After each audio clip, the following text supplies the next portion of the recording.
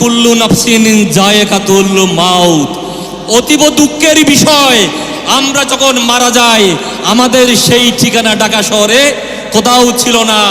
আমাদের এই এক ভাই মাদানী ভাই, যেটা এই সরকারের সাথে আঘাত করে, এই সরকারের সাথে পরিশ্রম করে উত্তরা সেক্টরে উনি এই জায়গাটা করে দিয়েছেন। তাই আমি আজকের এই সমাবেশ থেকে আমাদের বৌদ্ধদের পক্ষ থেকে এই সংগঠনের সবার প্রতি প্লাস মাদানী ভাইয়ের প্রতি কৃতজ্ঞতা জানাচ্ছি। উনি এত বড় মানবতার পরিচয় দিয়েছেন। কয়েকটা জিনিস, যদিও সময় অনেক কম, আমি না বললে হয় না।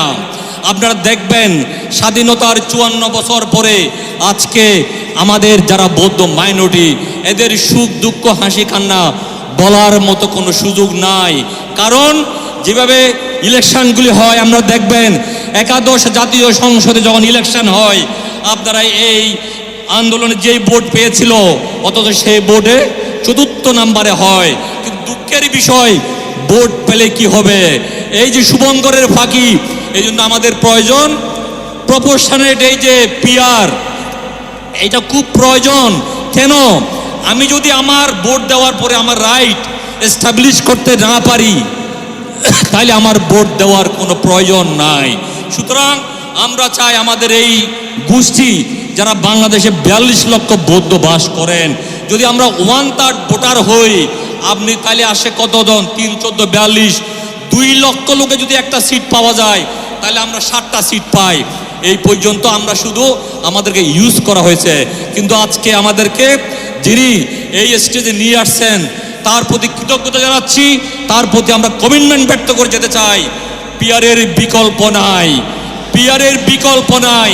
আমরা চাই সামনে এই চরমনাইয়ের হাত ধরে আমরা বিশ্বাস করি ওনারা নেতৃত্ব দেওয়ার মতো ওনারা ডিজার্ভ করে। তো আসুন সবাই মিলে এই চরমনাইয়ের হাতকে আমরা শক্তিশালী করি। আবারও সবাইকে সালাম জানিয়ে আমি আবার সংক্ষিপ্ত বক্তব্যটুকু এখানেই শেষ করলাম। যে আসসালামু আলাইকুম, সবাই ভালো থাকেন। বক্তব্য রাখবেন জনাব দয়াল কুমার বড়ুয়া, সভাপতি বোধিজ্ঞান ভাবনা কেন্দ্র বৌদ্ধবিহার। জনাব দয়াল কুমার বড়ুয়া, সভাপতি বোধিজ্ঞান ভাবনা কেন্দ্র বৌদ্ধবিহার।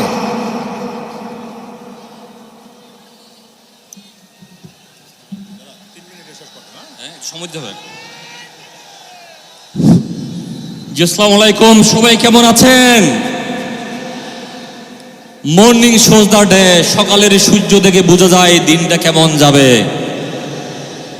নিশ্চয় আমরা আজকের এই মহাসমাবেশ থেকে নিশ্চয় একটা মেসেজ রিসিভ করতে পারি।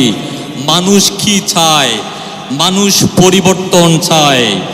এই পরিবর্তনের রাজনীতি যিনি স্বপ্নে ধারণ করেন, লালন করেন, যিনি রাত দিন পরিশ্রম করে যাচ্ছেন, তিনি আর কেউ নয়।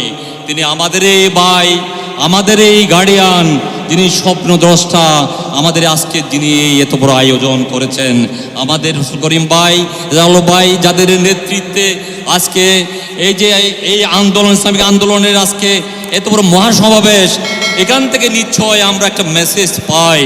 সুতরাং আমাদের একটা ভাই একটু আগে বলে গেছেন আজকে এই মহাসমাবেশ কেন? 3টা জিনিসকে সামনে নিয়ে, সংস্কার, বিচার, পিআর।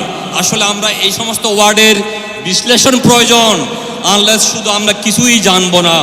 আমি সংস্কার নিয়ে কথা বলতে চাচ্ছি না, যেহেতু সংস্কারের যারা ধারক ও বাহক, আমি তাদের কাছে আমার এটাই রিকোয়েস্ট। আমি একটা জিনিস শুধু বলতে চাই, স্বাধীনতার 54 বছর পরে রূপরেখার মধ্যে থাকবে, যাদের মধ্যে ইসলামী আন্দোলনের যেটা গণতন্ত্র, সেখানে পরিষ্কার আছে সংখ্যালঘুদের অধিকার প্রতিষ্ঠা।